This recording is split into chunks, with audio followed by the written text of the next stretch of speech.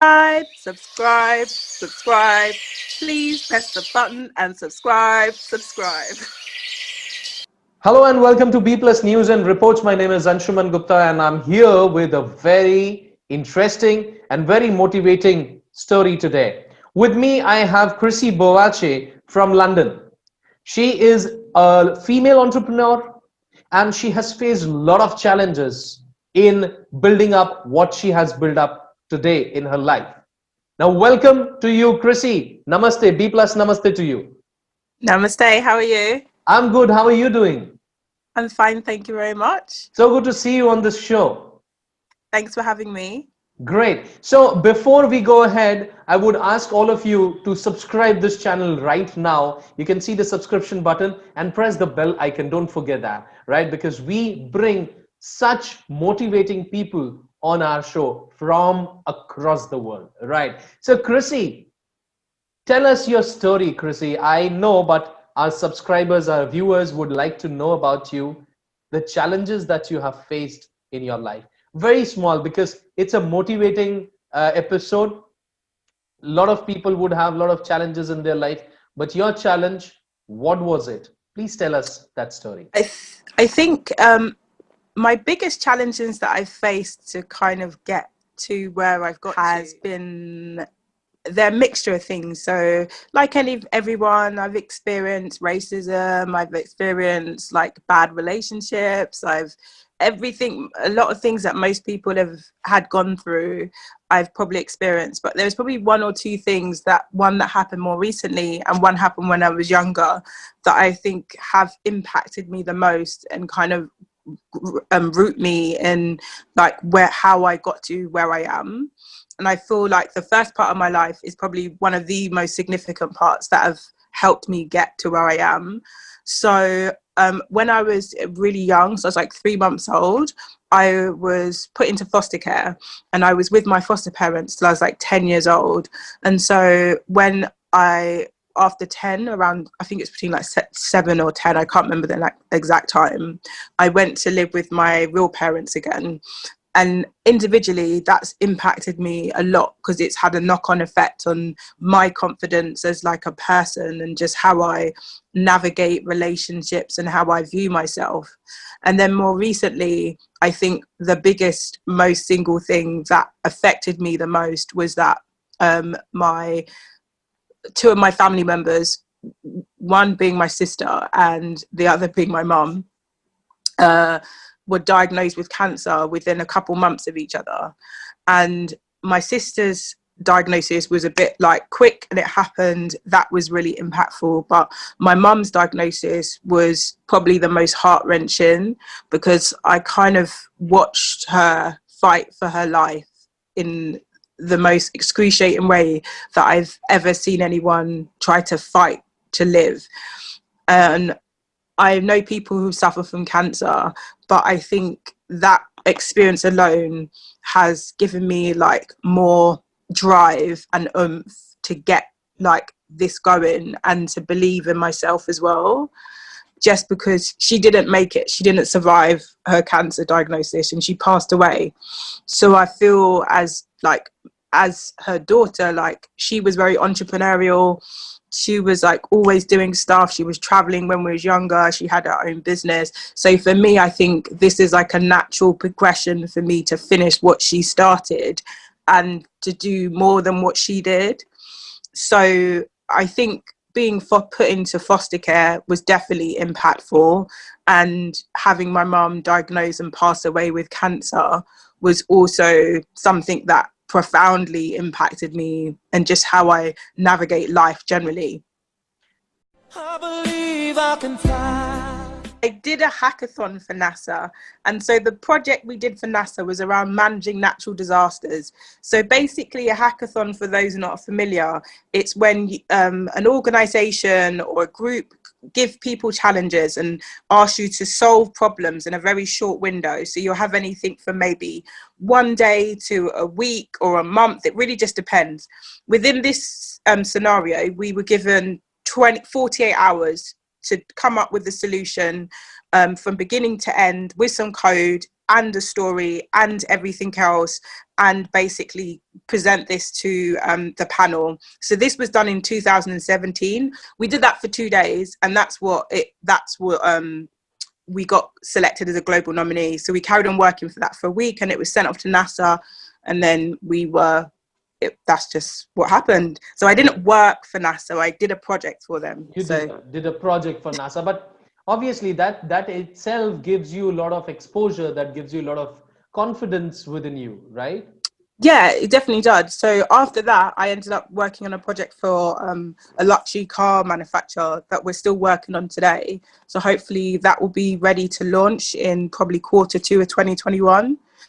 So it did give me opportunities that potentially have been quite, or maybe quite lucrative or beneficial.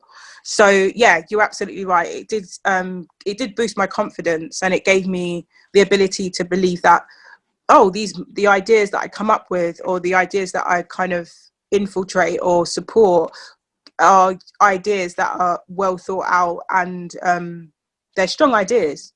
I would also tell each and every viewer that look at Krissi. She has got challenges in her life, but today Yes. she's ready to fly in the sky as a successful entrepreneur. If I had wings, I would fly. So that's the thing. That's the be positive approach which you should learn from Krissi. So Krissi, tell us about your this newspaper story and that funding story which is going on right now. So I'm part of a network which is run by a lady called Anne, and Anne has this amazing initiative, and it is around getting 1 million women founded or funded by 2030, mainly because there's such a high proportion of women who have amazing ideas. They've got amazing ideas, but the big challenge is, based on how the economics are, it's very difficult for women to get these ideas off the ground due to access to resources. And she basically is just enabling people across the globe. So anyone can join the platform and come along and go to events, find out about funding opportunities. She's just preparing women and putting women in front of founders. So she hosted her first event in November, and I was fortunate enough to be asked to sit on the panel to talk about my startup and just kind of give advice to women who were actually going through that process of trying to fund or funding, or they've got a startup and they just need some support. So that was what I got involved in. And then as a company, we are an innovations company, and we're rooted in research and insight and providing strategy for if it's public sector or private sector, but we also are able to create the solutions for the clients as well. So at the moment, we are working on a solution called we've got 2 solutions. One is called a virtual mechanic, which is for a luxury car retailer, which allows you to, if your car breaks down in this particular vehicle, you'll be able to see where the nearest preferred mechanic is to your breakdown. So if you're away from home, it makes sure that you get a fair price, and along with that, they can interact with you via the app and stuff. So it's specifically for a particular car manufacturer at the moment. After that, we'll see if other car manufacturers want it as well. But that was rooted in the fact that women, the idea came about because women get charged more when they go to the mechanics. So there's a lot of data around that women get charged slightly more than men when they go to mechanics, just because, I don't know, we just get charged more. And we've also had another project, which is one that I am probably very passionate about because I think it's so important. This is just called the Digital Medical Certificate. So this system enables you to interconnect your health records with your travel insurance. So currently, if you were to travel to the States and you were to fall ill, or the UK, it's very difficult for anyone to access your health records, especially if you've got a pre-existing medical condition, you need emergency assistance. It's kind of a bit all haphazard. So what our system enables the medical institution and practitioners to do is to be able to view your medical records via like a web portal and an application. So if you do require medical assistance while abroad, it means that you're more likely to have a better quality of care. it speeds up the process, and ultimately for the clients, i.e. the insurance companies and the hospitals, it reduces down the cost of your treatment in development. So that should be ready for March 2021, with the aim of targeting athletes and corporate clients. Once we've kind of been doing that for a few years, then we'll roll out into the mainstream. But we're currently seeking funding to ensure that we can get everything rolled off, because we're trying to be as inclusive as possible. So we're making sure from the beginning we have languages, so people from various languages are able to enable the system. We're talking to as many customers as possible in regards to medical practitioners, people who have disabilities, those who are transgender, just to make sure that those views and user perspectives are considered early on, because these are often things that are excluded from a system, because health when you're away and if you have an incident can be quite detrimental, especially even if you're doing it from an expat or you're working abroad. Having your vital health records is quite important, and at the moment it's practically slightly, I wouldn't say impossible, but a challenge to get those records quickly, because sometimes it could take a few days. Even if you account for time zone, you could be waiting longer than necessary, but that time could be the difference between someone recovering quickly or having a lengthy recovery period. What else do you do apart from your entrepreneur role? What are your hobbies? What do you like to do? My hobbies, I love music. I absolutely love music. I'm a massive hip hop fan, so I spend most of my days jumping around a room pretending that I'm in a video. I like food. Okay. So I what like kind cooking. of cuisine? Oh, you like to cook? Yeah, I love cooking. Okay. My dad will laugh because I do like, you can't really say salads are cooking because it's not cooking, it's salad. Dreamland, where do you want to visit on this earth? Ooh, do you know, I was having a conversation with a friend, and I think we were saying I wanted to go to like Madagascar. They've got like this like little tiny island, and you could just chill out and just be near the sea and just relax. No Wi-Fi, nothing to distract me. I can just take a few books, I can chill out with my friends, I can listen to music, and I would be content. I've got fish, so I'm good to go. As long as there's like fresh fish, like I would be content and happy. Good beach, nice sunset, some good speakers. I'm happy. Or headphones in case I disturb the neighbors. Your favorite thing that you want to do, that you want to achieve in your life, your aim. Oh my god, what's my okay? If I'm being that you unrealistic, want to achieve, maybe you what I want want to to finish achieve. writing book or something like that. Oh, do you know what I really want to do? I've never told anyone this. I've always wanted to write an album. Okay. Okay. You have a lot of inclination towards music. That I you love already music. said. Yeah. I really do love music. Like, I absolutely love it. Like, at the moment, my favorite is Jasmine Sullivan. She's got like a new music out, so I was absolutely ecstatic, and I've been listening to like her music every day. So, what is your B+ mantra in your life? oh, be kind. It's free to be kind. Correct. Great. Yeah. Great. So now one last question. One last question. What message would you give to all those ladies, those who are thinking to be entrepreneur, but they are dare to dream? What is your message? My message would be that start off small, even if it's something simple like reading a few books. You can learn a lot of business skills, and you can learn a lot of mistakes from books. If you don't like books, there's so many series. So I use a mixture of traditional and non-traditional mediums to learn.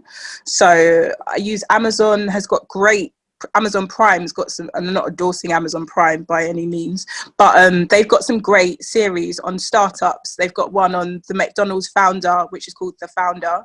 They've got another one called The Startup, which is about a group of young people who started up a tech company. It's a bit hardcore, so if you're under 18, avoid it.